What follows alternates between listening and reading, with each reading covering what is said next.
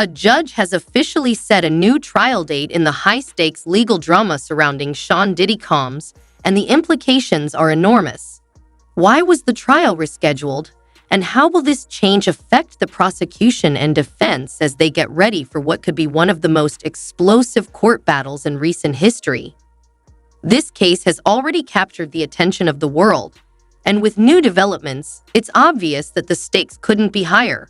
From the evidence prosecutors plan to unveil to the defense tactics Diddy's legal team may use, every move will be crucial.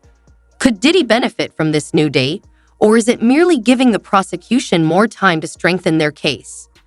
Join us as we dissect the timeline.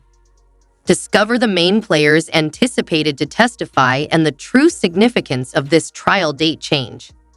You won't want to miss the drama, insights, and possible fallout that might change not just Diddy's career, but the entertainment sector overall. On Diddy Combs expected back at federal court in Lower Manhattan for a hearing set for this afternoon. Combs' attorneys asking to see more evidence that they say is currently in the hands of federal prosecutors.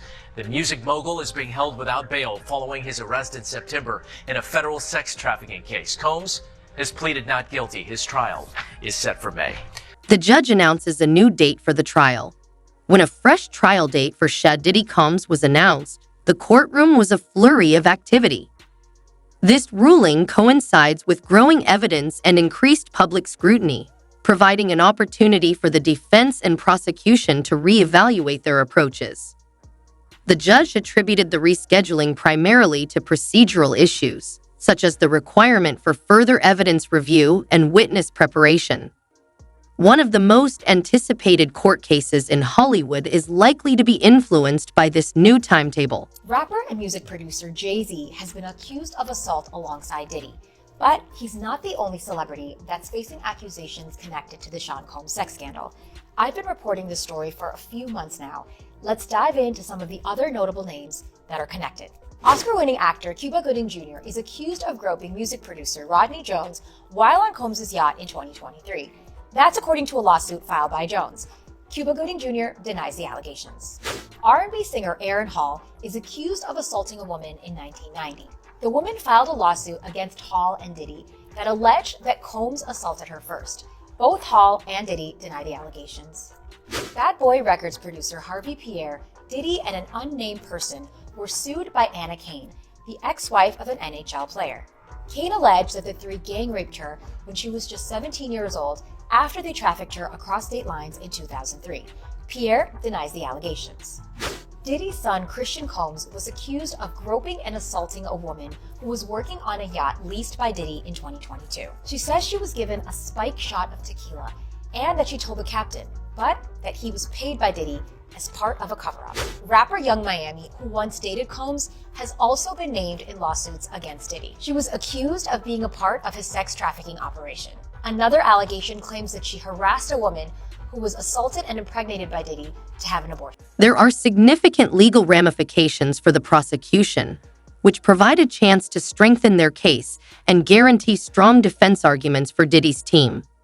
The longer timeline might provide for more time to analyze the data and create counterarguments. Media outlets have already made the announcement, with headlines speculating on how the outcome might be affected by the postponement. Both critics and fans are now making notes on their calendars to watch how this intense legal drama plays out and what Diddy stands to lose. Diddy is facing serious charges, including accusations of coercion and racketeering. There are serious legal and reputational repercussions for every charge. If found guilty, Diddy could spend years in prison, and the charges against Rico would increase the severity of the punishment. The trial would also destroy his empire and ruin the legacy he spent decades creating. There's no doubt in my mind that Sean Combs felt that he was above the law for many, many years. There was an early case against him, a criminal case, where he was acquitted. And I think that made him feel emboldened and empowered that he could get away with anything. I know that some of the people who worked for him have said that made them terrified that the law was just not going to come for him. There was not going to be any accountability. I think we might see more criminal charges to come. Dawn has cooperated with the Department of Justice. She's sat and answered questions. I assume other people probably have as well. So that could very well be forthcoming. I think there will be more civil suits as well. People have more control over a civil suit. I have no doubt that there are hundreds more people who have these types of allegations of assault, physical violence, threats, sex trafficking against Sean Combs and people associated with him. And that many are just too afraid to come forward, or that they signed NDAs and they think they have no right. Brands are pulling away and endorsements are dwindling, indicating that Diddy's once glistening reputation is under attack. Fans are divided, with some supporting the mogul because of his contributions to music and culture. The stakes are extremely high, even though some are denouncing him and calling for accountability for the alleged crimes. The prosecution is doing everything in their power to build a strong case against Diddy, including obtaining financial records, victim testimonies, and damning recordings that allegedly show a pattern of misconduct, as well as emails and messages that provide a digital trail connecting Diddy to acts of coercion and manipulation. Prosecutors hope to combine these elements into a compelling narrative that reveals systemic abuse of power. He's going to plead not guilty, obviously. He's going to fight this with all of his energy and all of his might and the full confidence of his lawyers. And I expect a long battle with a good result for Mr. Combs. Do you think he'll be released? I'm going to fight like hell to get him released, and he should be released with all that he's done and coming here voluntarily.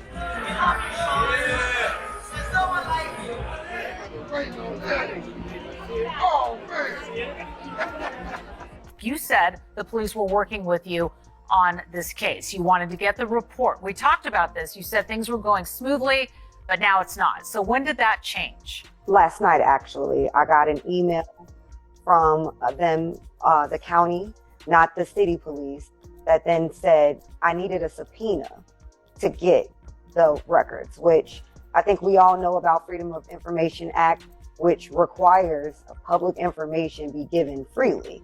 That's why it's a federal law. So I've never experienced in any situation where I have been told I needed a subpoena to get public information. I was floored, I was shocked, and it was apparent to me that some type of cover-up is going on. The Orinda police are in violation of federal law, and I will make sure if they want to be the next facing a lawsuit, they can be the next.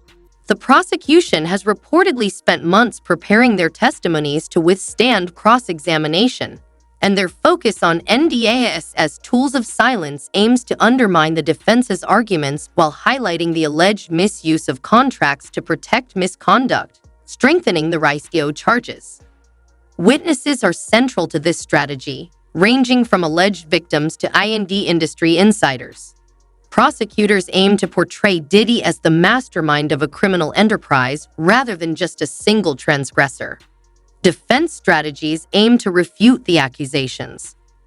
Diddy's defense team has the monumental burden of overcoming the prosecution's well-prepared case, and one of their main tactics is to discredit witnesses in order to paint them as untrustworthy or driven by selfish interests.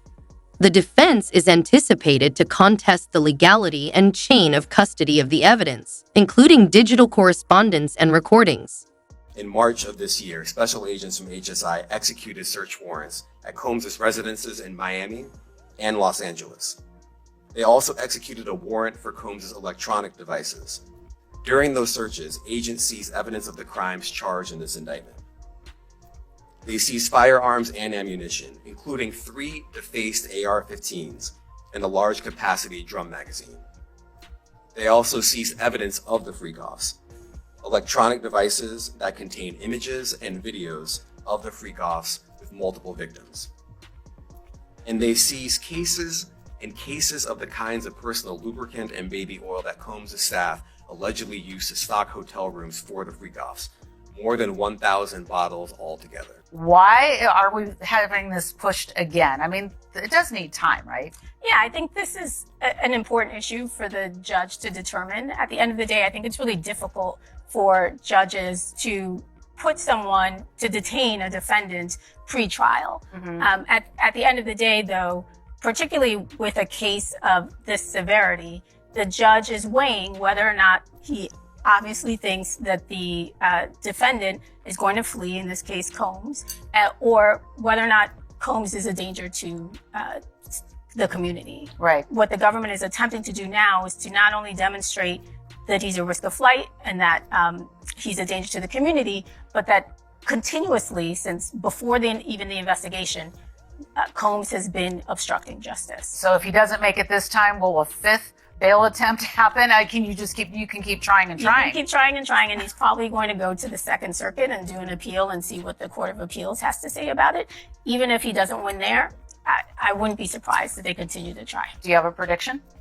I think given the seriousness of the offenses and the evidence that the government has proffered, it's unlikely that he's going to be released. Rehabilitating Diddy's public image by portraying him as a misunderstood person targeted by the media and shady characters is another cornerstone of their plan.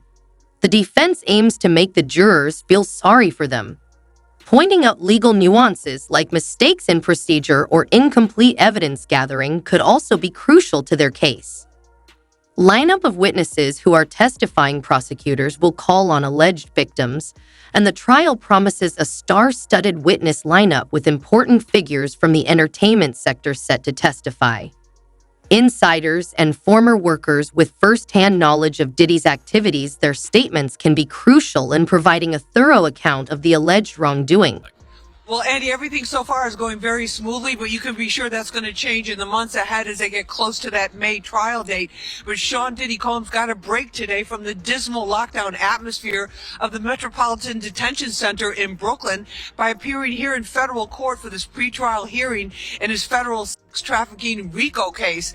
Now, he won't be going home for the holidays. He's been denied bail 3 times. That didn't stop him from hugging every single member of his legal team. Now, let me show you some of the video from today. His son, Christian Combs, who he's very close to and actually created music and some hit songs with, known professionally as King Combs, was once again at the federal court to support his dad, flying in from Los Angeles to let his father know he was still in his corner and to show everyone that he was standing by him. Coming into the courtroom, the disgraced music mogul, Diddy looked a little rough around the edges compared to how he usually has been looking in these court. Friends, business associates and specialists may testify on behalf of the defense to attest to Diddy's compassionate nature and refute the prosecution's allegations. With rumors circulating that celebrities like Jay-Z or Usher would be subpoenaed if they testify, celebrity testimony are still a wild card that might either strengthen or weaken Diddy's case. Well, they get a little bit of a break. Of course, Diddy doesn't. He's locked down at the Metropolitan Detention Center, the notorious MDC, we call it.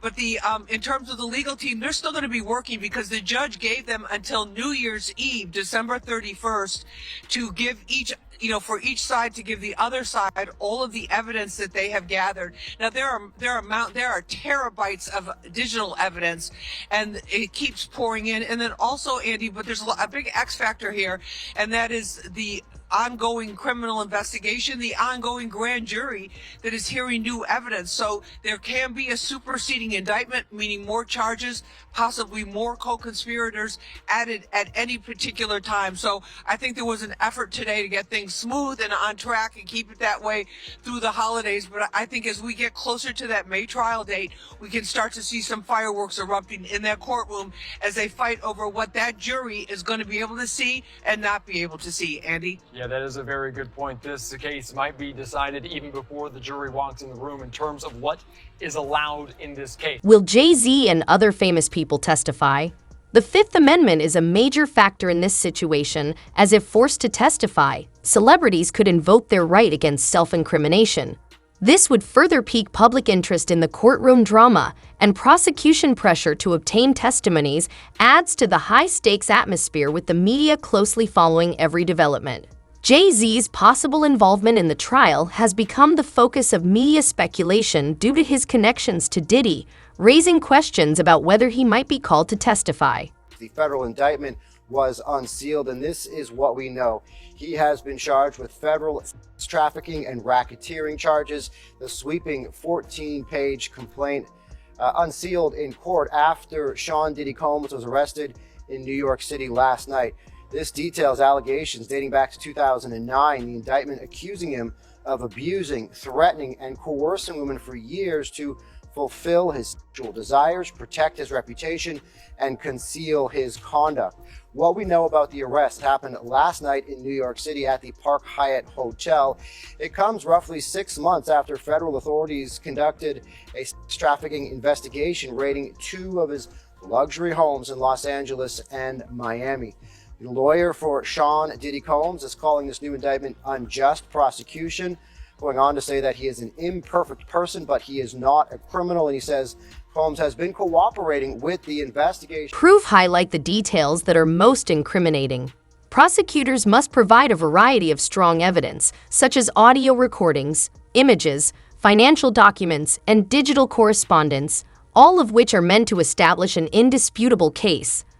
An account of Diddy's alleged wrongdoing that links him to the accusations, unfiltered glimpses into the alleged behavior could be provided by recorded conversations and private event footage. Financial trails, such as payments to victims or associates, support allegations of coercion and cover-ups. Emails and texts further linked Diddy to the incidents under investigation, and visual evidence could have a lasting effect on the jury. Look, Brianna, so Combs' team says that those allegations about those phone calls and tampering with witnesses from behind bars, they say that that is not true. They are denying all of that. There have been filings flying left and right. Today, we've had 2 new filings. Last night, there was an additional filing where they spoke about that video that you just referenced, Brianna. So Combs' team, they are working very hard to try to get him released. As you said, this is going to be his 3rd bail hearing. We'll see if 3rd time's a charm, but right now what we see here is some screenshots from that disturbing video that our team broke here at CNN. Now, what Combs' team is saying in this filing is that prosecutors, they claim that they submitted a version of that video that our team released. Now, we have not seen that alleged video that prosecutors submitted to the court for these bail proceedings. NDAs function in exposing or protecting the truth. Non-disclosure contracts, NDAs, have become a crucial component of the trial, and his purported use of them to silence victims and shield his reputation has come under heavy fire. Prosecutors will contend that these agreements were coercive measures intended to stifle negative reports and preserve a facade of legality in an attempt to invalidate these in order to allow victims to testify without fear of legal ramifications. Prosecutors hope that NDAs could prove crucial in proving that they were signed under duress or as part of a larger pattern of manipulation. This could establish a precedent for how NDAs are perceived in future cases, especially in the entertainment industry. Joey, about those personal notes, the prosecution has argued that this was a previously scheduled search. I'm wondering how a judge goes about determining where to land on whether these notes are actually admissible, and do you expect that the phone calls that he's apparently made, allegedly made, to be significant? These like 3-way calls to try to convince witnesses to do one thing or another. So, Boris, everything has a context, right? And so when you evaluate the context, let's look at the notes. Yes, it could have been a pre-planned search, and it's important to search in jails. Safety and security is preeminent. You want to ensure that. But when you get notes and other materials that could be subject to attorney-client relationship, there should be a filter team. That is a team of prosecutors who have experience to go over those records to determine whether or not they could be usable. Now, those prosecutors generally are unrelated to the case. They'll look through it and they'll parse out the material, and if it could be given over to the other side who's on the case, they'll do that. Finding an unbiased jury in a case as well known as this is no easy task. Lawyers on both sides will thoroughly screen prospective jurors in an effort to reduce prejudice and guarantee a fair trial. Concerns over their media exposure and preconceived notions about Diddy will be prosecutors will look for people who value justice and accountability, making sure that the gravity of the accusations isn't overshadowed by celebrity influence. The defense's main objective in this process is to find jurors who are sympathetic to Diddy's story and doubtful of the prosecution's assertions. Yeah, good morning to you, Craig and Vanessa. This is the 3rd attempt to try and get that bail package through. This time, the lawyers offering $50 million to see if Sean Diddy Combs can essentially pay his way out of prison. The bigger play, though, this morning, attorneys signaling they may try to have this entire case tossed or have a change in prosecutors. This comes after a victory just days ago where those same lawyers successfully had evidence against Diddy tossed. Evidence that prosecutors wanted to use to show that Combs is still able to allegedly wield power to silence his victims and witnesses from Brooklyn's Metropolitan Detention Center, where he has been since September.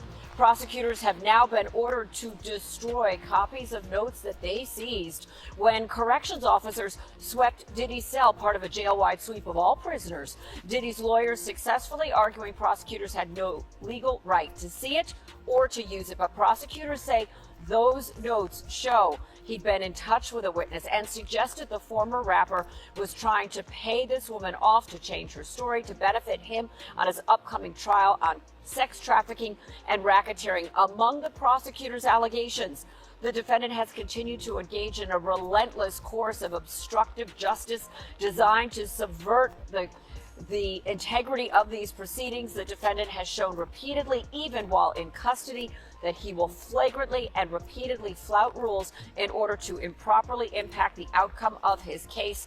They say that materials that they had seized showed that Combs had been in touch with his family to try to allegedly affect these changes, and also that he even used his children to create social media posts, to create a social media campaign surrounding this trial, which is meant to start in May. We are live in Lower Manhattan, where Sean Diddy Combs will be later this morning. I'm Kirsten Cole, Pix 11 News. Back to you, Craig and Vanessa. Responses from the public and media, as well as anticipation of the trial has already generated a great deal of public discussion, with supporters and detractors disagreeing on Diddy's guilt or innocence.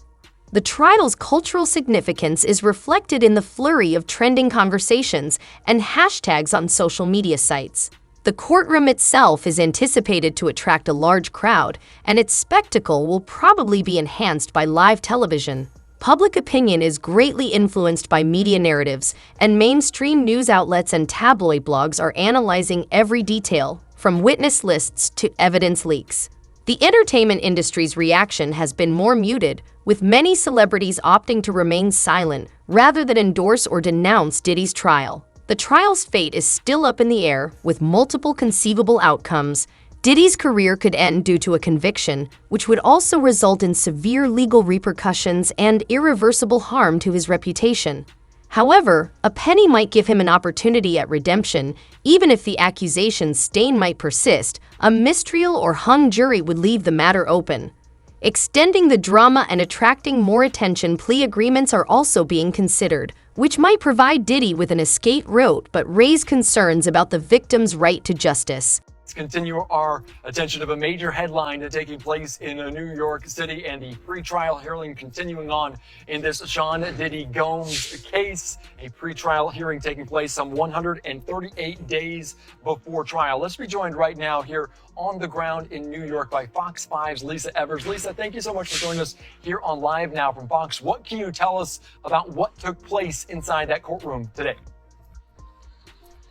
Well, Andy, everything so far is going very smoothly, but you can be sure that's going to change in the months ahead as they get close to that May trial date.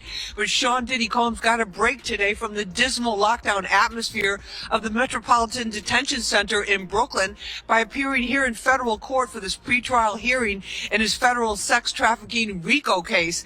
Now, he won't be going home for the holiday. Prosecutors gave him that he can look at and have access to in the jail. The prosecution will most likely be allowed to present that horrific video we all saw of Diddy beating Cassie Ventura in the hotel hallway. Images that many say are impossible to unsee or forget. That video is pivotal to prosecutors who are trying to portray Diddy as a violent man capable of running this sex trafficking enterprise. It presents a challenge for his defense team, too. Here's what legal commentator and criminal defense attorney Philip Hamilton had to say on the subject. He is not connected with a particular case. Here's his comment.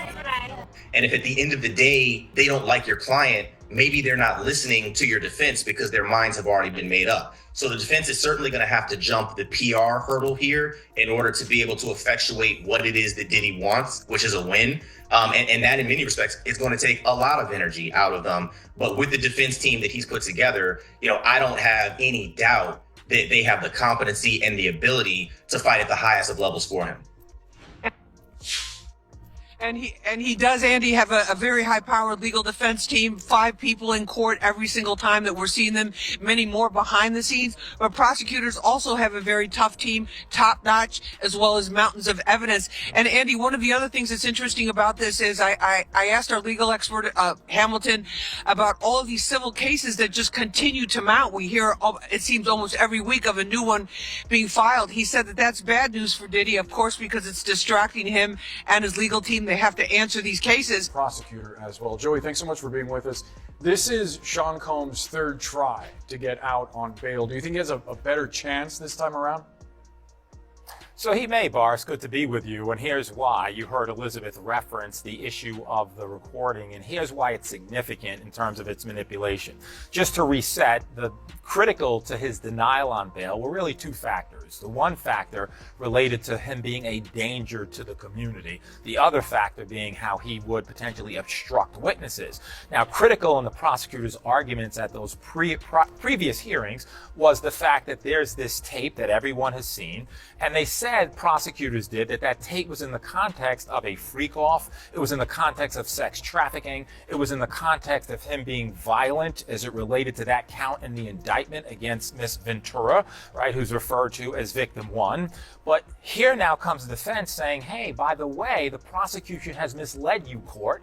This had nothing to do with a freak-off, as is alleged, which were the parties that he was allegedly having, that is P. Diddy, with all of these instances going on with coerced sexual activity, etc., had nothing to do with that. It also had nothing to do with sex trafficking. This was a domestic dispute. Now, it doesn't make the violence in the tape, Boris, any more tenable, right? Violence is violence. It shouldn't happen, but it gives it context. Now, when you get down to the manipulation of the tape, the reordering of the tape, did you mislead the court? If they did, that's a factual question. High-stakes testimony. Who is in control? The testimony of important witnesses who have direct knowledge of Diddy's alleged actions will determine the outcome of the trial. Whistleblowers in the entertainment business are expected to reveal shocking details about the shadowy side of the industry. Their revelations will provide a unique look into the inner workings of power structures and reveal long-hidden practices. In order to humanize the case and emphasize the gravity of the accusations, victim statements will take center stage as they relate personal experiences of pressure, threats, and manipulation.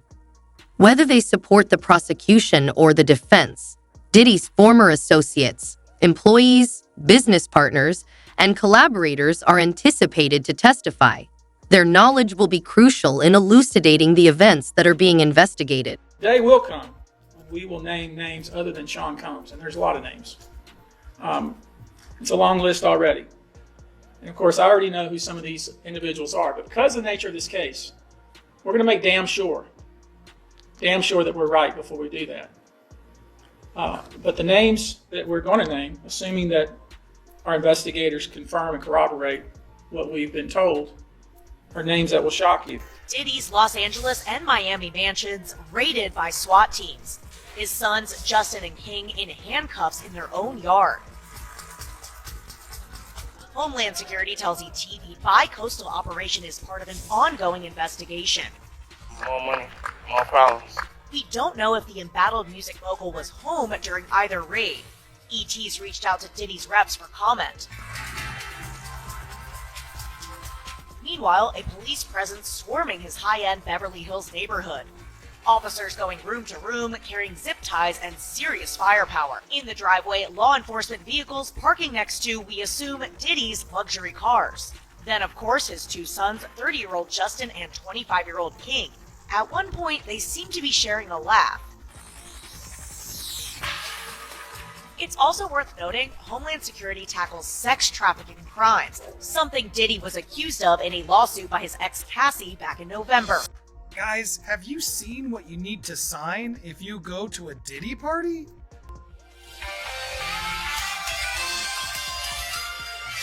Welcome to Popcorn Planet. I am Andy Signor. This is nuts. This has been out for a while, but I've never actually looked at it, and I started highlighting it, and I realized I have to highlight the whole damn thing. This is the most overreaching, craziest non-disclosure agreement I've ever seen, and I want to read it with you guys so you guys get a little bit more of an idea of how crazy this all is. So this is a standard Sean Combs Diddy NDA. Let's read this together, okay? So you can see how controlling, how wild, how evasive, how crazy it is. So this is a confidentiality agreement that's signed by parties he has over, I imagine. The term you, as in the person signing, shall include you, your estate, each corporation or business entity which you have ownership or beneficial interest in, and any all person entities owned or controlled by you, businesses, affiliates, employees, officers, directors, managers, accountants, agents, all your respective heirs, like people, kids, etc., executors, representatives, administrators, employees, licensed successors, anybody who could ever be with you, speak for you, family, friend, doesn't matter. They have now all signed this NDA with you. Wild. For good and valuable consideration, collectively consideration, the recipients officially of which hereby acknowledge to you, irrevocably agree as follows. Sean Diddy Combs, aka Puff Daddy artist. Privacy is highly valued, and all efforts will be made to maintain confidentiality with respect to all information and other material of any kind. So what's that include? Without limitation, terms, conditions, existence of this agreement concerning or related to directly and indirectly artist, person, corporation, including without limitation, family members, relatives, past or present, fiancés, husbands, wives, boyfriends, girlfriends, friends, and business associates. Artist parties, and each artist party, except for information or publicly made intentionally by artists, by Diddy, you hereby irrevocably agree that you shall not at any time use or disclose directly or indirectly to anyone any of the following information, any information acquired by you in any manner or by any medium or means whatsoever at any time, past, present, or future, which concerns or in any way relates to artist, any artist party, or any artist business activities, entertainment activities, financial affairs, and/or personal life. And all such information shall be deemed confidential, private, secret, and sensitive, and kept by you as confidential unless artist otherwise advises you in writing by his sole discretion. Any and all information, including, without limitation, pictures, recordings, records, documents, property, merchandise related to artists and personal, professional, and other activities at artist or parties, whether prepared on behalf of you or otherwise, coming into your possession. As Diddy faces a new wave of over 120 new sexual assault allegations. This affair has also been accompanied by a flood of misinformation on social media, including Justin Bieber, who is at the heart of many speculations and conspiracy theories as to what happened at the beginning of his career when P. Diddy acted as Bieber's mentor and helped launch the pop star's career at the age of 15. Going viral on TikTok, Instagram, X, YouTube, you name it. This song that users say was released by Justin Bieber back in April and that has now resurfaced following P. Diddy's arrest in September. Here, viewed over 7 million times on this post on TikTok alone, but seen millions of times across all over the social media platforms. Let's take a short listen to this song that may sound like Justin Bieber. You can hear the lyrics of the song. Let's take a listen.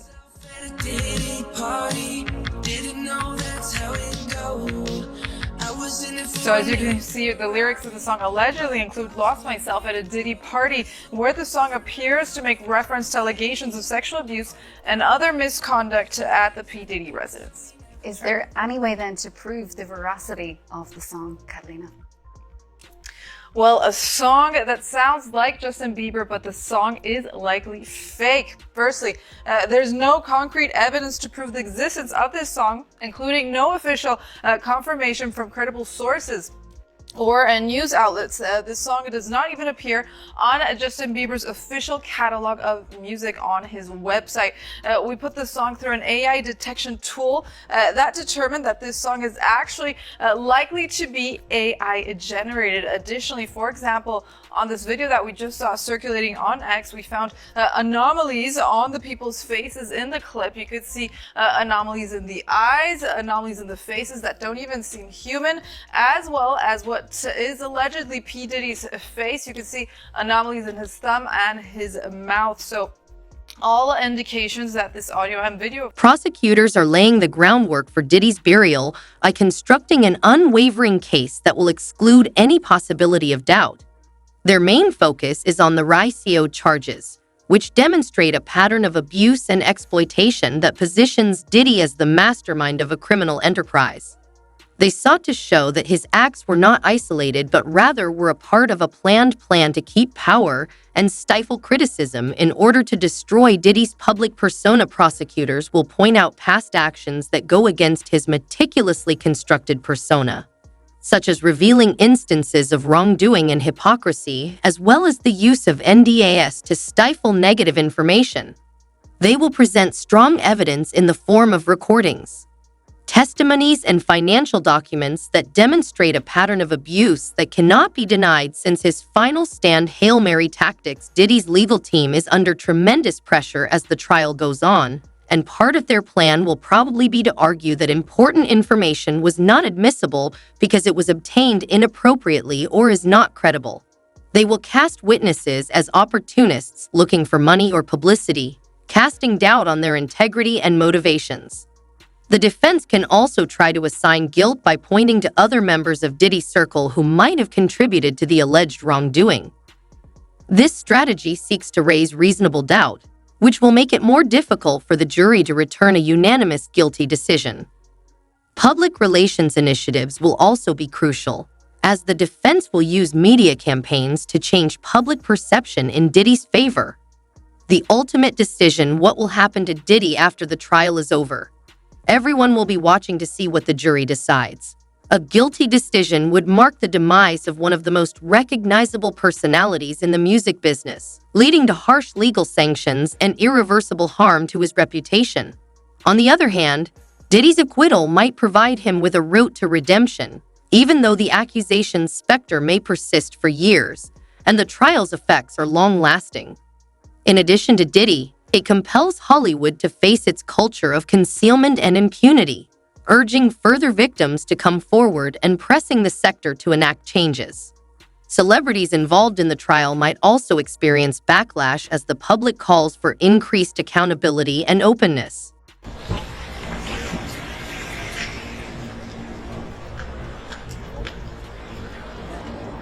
Excuse me, are we back up, please? Can I get this out? I'll get it.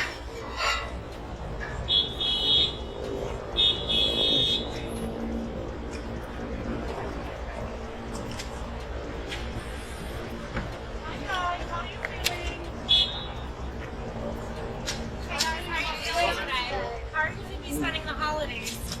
How are you feeling today?